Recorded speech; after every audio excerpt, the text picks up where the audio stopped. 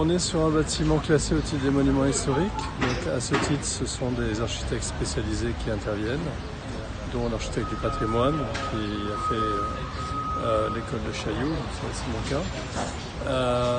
Et mon rôle, en fait, c'est de veiller à ce que le projet de restauration soit correctement mis en place, comme on dit, dans les règles de l'art, donc par les entreprises qui sont en charge des travaux. Ça se passe très bien, il y a beaucoup de choses intéressantes. On a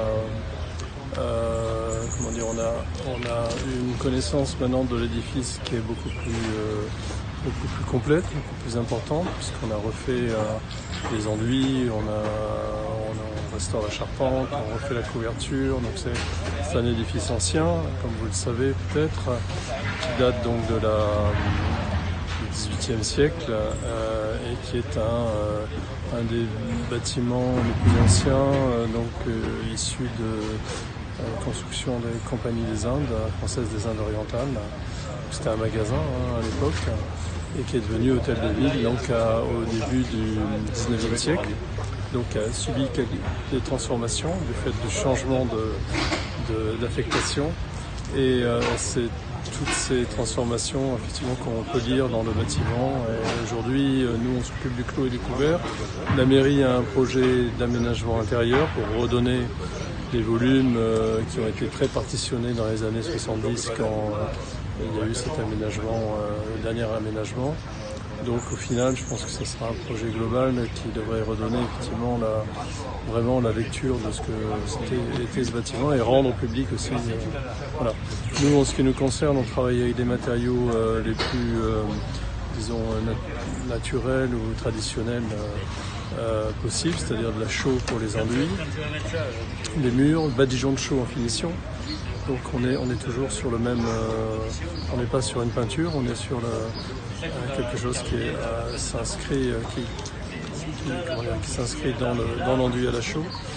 Les murs eux-mêmes c'est des murs en moellon de basalte lourdés à la chaux corallienne, donc on a pu les voir, donc c'est des murs assez épais, belle mise en œuvre pour l'époque. Après on a une charpente en bois exotique, donc, pour lequel on a un charpentier qui restaure les grosses pièces de charpente avec un bois en bois exotique également, que vous pouvez voir ici, qui est entreposé là.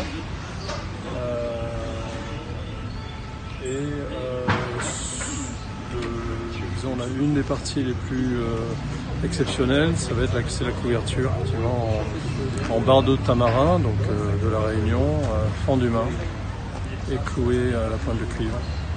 Donc là c'est vraiment très belle prestation qui est bien posée, donc qui va durer longtemps. On a des bons entrepreneurs qui connaissent ce type de technique et de mise en œuvre. Voilà, donc après comme tout chantier, il y a plein de choses à résoudre, plein de problèmes au fur et à mesure qui apparaissent, etc. Mais voilà, de manière générale, c'est un chantier très intéressant qui se passe très bien. La livraison est prévue pour avril, alors une fin des travaux en mars 2022, mais après il faut démonter le chapeautage, etc. Donc on va dire avril 2022.